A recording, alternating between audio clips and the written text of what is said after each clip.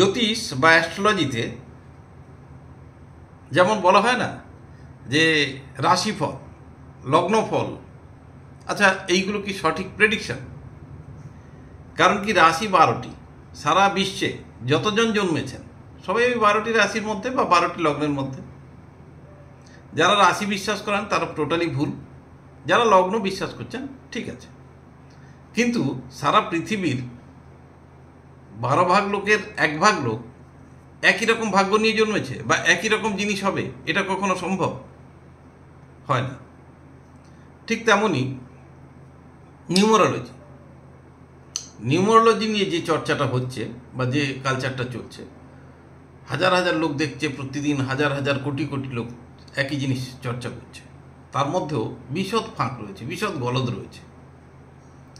অনেকে বললেন 1 সংখ্যার জাতক যারা তাদের এই হবে, 3 সংখ্যার জাতক এই হবে, 10 সংখ্যা হয় না, 9টা মৌলিক সংখ্যা, তো 9 সংখ্যা পর্যন্ত বলল। তার মানে কি, 9টা যদি মৌলিক সংখ্যা আমরা ধরি তাহলে সারা পৃথিবীকে, ওখানে ছিল 12 ভাগ, এখানে 9 ভাগ, অর্থাৎ আরও সংখ্যাটা বেড়ে গেল।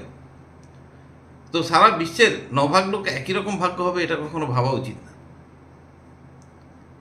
কিন্তু সেভাবে প্রেডিকশন চলছে এবং সবাই গোগ্রাসে গিলে ফেলছে যে আমার ভাগ্যটা আমি জানতে চাই, কিন্তু সেটা সত্যি না। সংখ্যাতত্ত্ব একদম যে ভুলভাল বলে তাও সত্যি না। তাহলে কি দাঁড়াচ্ছে, যে কিছু মিলে কিছু মিলছে না। কেন এটা হবে? হচ্ছে এই কারণে যে আমরা পারফেকশনিস্ট নই, অর্থাৎ যেটা আমাদের জানা উচিত ছিল সেটা আমরা জানতে চাই না। আমরা একটা মিথ্যা ধোঁয়াশার মধ্যে বসবাস করতে চাই এবং একটা অলিক কল্পনা এবং স্বপ্ন নিয়ে বসবাস করলে আমাদের খুব ভালো লাগে। আজকে সত্যিটা কি সেটা আমরা একটু চর্চার মাধ্যমে ডিসকাস করব। আর সত্যি জানার অধিকার সকলেরই আছে, তাই আমার কর্তব্য, আমি যেটা মনে করি সেটা আপনাদের জানাবো। আপনারা শুনতে থাকুন, সঙ্গে থাকুন।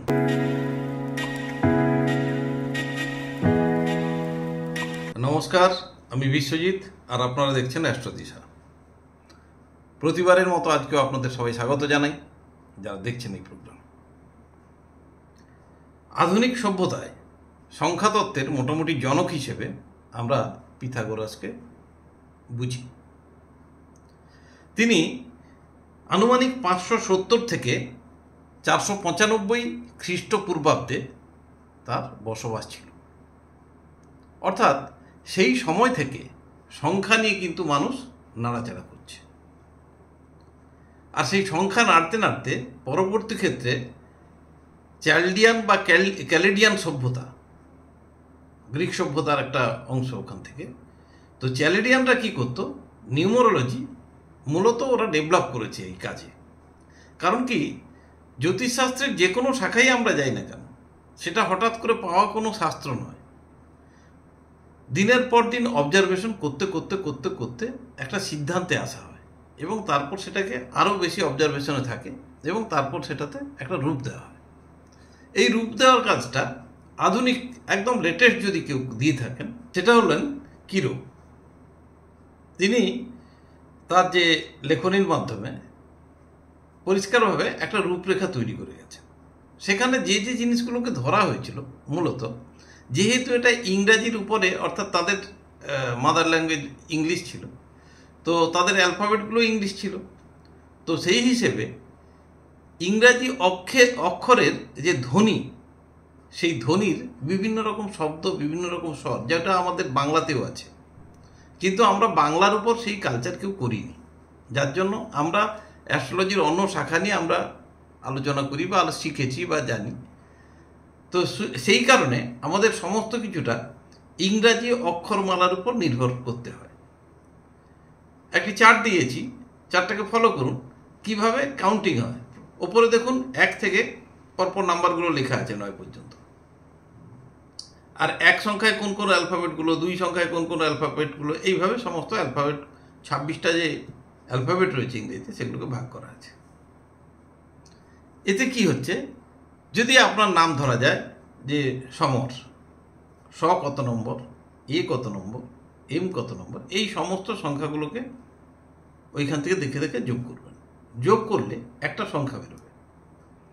ধরা যাক সংখ্যা বেরোলো 1 থেকে 9-এর মধ্যে যে কোনো সংখ্যা, তাহলে ওখানেই কাজ শেষ, অর্থাৎ আপনি ওই সংখ্যার জাতক।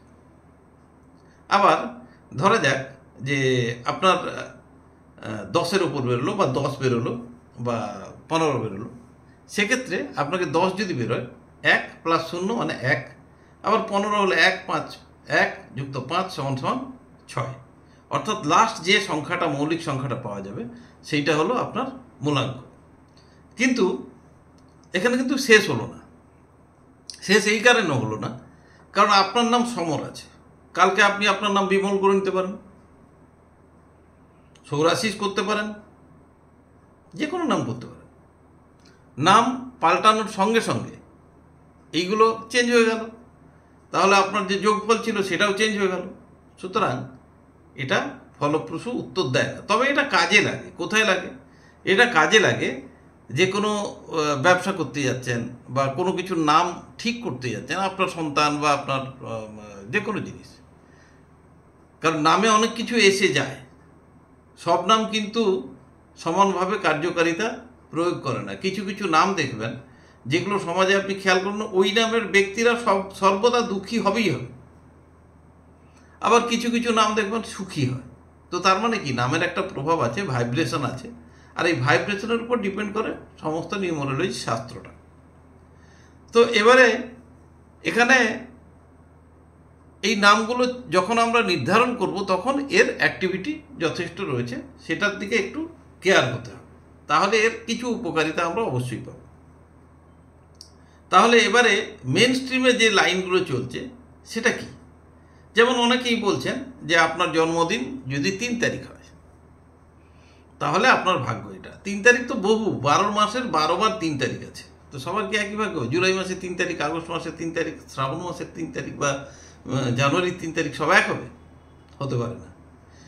কারণ কি, ওটা যদি সব ঠিক হয়ে যায় তাহলে অ্যাস্ট্রোলজি মুছে ফেলতে হবে, ওয়াশ আউট হয়ে যাবে। রবির পজিশন আর দেখতে হবে না, বৃহস্পতির পজিশন দেখতে হবে না, শনির পজিশন দেখতে হবে, কোনো দেখতে হবে না। অ্যাকচুয়ালি এটা নিউমোলজিটা খুব মানে ওই সস্তায় আর কি, রেডিমেড ফুড, পটাক করে দিলাম আপনি খেলেন, করলেন পট করে খেয়ে নিলেন, ব্যাস টেস্ট পেয়ে গেলেন, এতে হবে না। কিন্তু নিউমোলজির একটা ভাইব্রেশন আমরা পেতে পারি, অন্তত আমি ফিল করেছি যে হ্যাঁ কোনটা। তারিখ দেখার কোনো দরকার নেই, ভুলভাল দেখে লাভ নেই। একটা জিনিস জানবেন, আমরা জন্মেছি একদিন, অর্থাৎ একটা বছরের একটা নির্দিষ্ট দিনে আমরা সবাই জন্মেছি। যে ডেটটা হলো আমাদের ডেট অফ বার্থ, এই বার্থ ডেটটা এটা তো চেঞ্জ হবে না। এখন প্রশ্ন আসতে পারে যে ওই দিন তো বহু লোক জন্মেছে, অবশ্যই জন্মেছে, কিন্তু সেখানে ডেট অফ বার্থ আমি বলতে শুধু ডেটটুকু বলছি না। অর্থাৎ যদি দেখা যায় যে 1 জানুয়ারি কেউ জন্মালো, তাহলে তার ডেটটা কি 1/1/2001 বা 1901 বা 2024, যাই হোক না যে কোনো সালের, অর্থাৎ সালটাকেও এখানে কাউন্ট করতে হবে, নইলে তো বারবার একই জিনিস চলে আসবে। এবারে যখন কাউন্ট করবেন যে 1/1 ধরুন 2025 বা 24, তাহলে এই সমস্তগুলো 1 যুক্ত 1, এবারে 2024কে যোগ করবেন 2 + 4 + 0 + 2, এই হলো 2024। এবারে সবগুলো সংখ্যা যোগ করে নিলেন, যোগ করে নিয়ে যে নাম্বারটা এলো সেই নাম্বারটা আবার যোগ করে মূলাঙ্ক আসবে, অর্থাৎ একটা সংখ্যা মৌলিক সংখ্যা আসবে, সেইটাই হলো আপনার বা আমার বা আমাদের মূলাঙ্ক সংখ্যা। সেটার কিন্তু একটা উত্তর আপনি পাবেন, অর্থাৎ আপনার বেসিক ক্যারেক্টারের মধ্যে তার কিছু প্রভাব অবশ্যই থাকবে, অবশ্যই থাকবে। এইবারে আপনি এর থেকে একটু এগোতে হবে। কি এগোবেন? দেখবেন অ্যাস্ট্রোলজিক্যালি যেটা জ্যোতিষীরা বলতে চায় না এই কারণে, কারণ কি কাস্টমার কমে যাবে তো, আর কাস্টমার কমে গেলে যদি লাইক না বাড়ে, যদি না বাড়ে, তাহলে সেক্ষেত্রে অসুবিধা হয়ে যাবে, পপুলারিটি কমে যাবে। তো যার জন্য বলতে চায় না, সেটা হলো কি, আপনি চেষ্টা করবেন দেখতে যে আপনি যে ডেটে জন্মেছেন, অর্থাৎ জানুয়ারির 5 তারিখ হোক বা ফেব্রুয়ারির 10 তারিখ হোক বা ডিসেম্বরের 16 তারিখ হোক, যেদিনই হোক না, সেই ডেটে জন্মালে কি হয় সেটাকে দেখুন।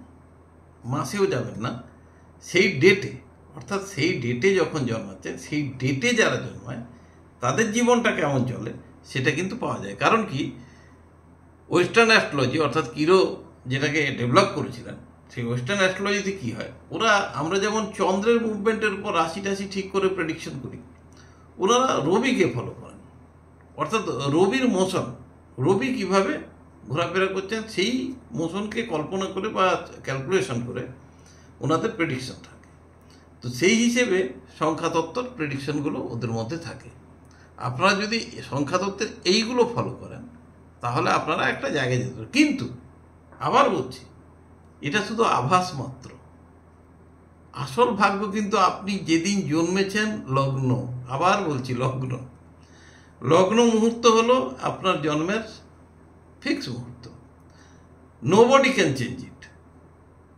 ওইটা আপনার সারা বায়োগ্রাফি, শুধু আপনার নয়, আপনার পরিবারের, আপনার পরবর্তী প্রজন্মের সমস্ত কিছু ঢোকানো আছে ওই আপনার লগ্নের সময়ের উপর। আপনি আপনার লগ্ন থেকে আপনার পিতার স্বাস্থ্য শরীর, মাতার স্বাস্থ্য শরীর, সন্তানের কৃতিত্ব বা পূর্বপুরুষ কে ছিল বা আপনার নাতি কেমন হবে, সমস্ত কিছু বলা যাবে। সমস্ত কিছু ওর মধ্যেই লুকোনো আছে।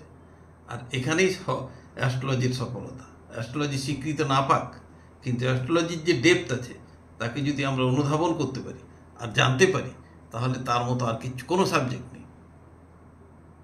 আপনারা যেভাবে বললাম সেভাবে ফলো করুন। আজকে এই পর্যন্ত থাক। ভালো থাকবেন। নমস্কার।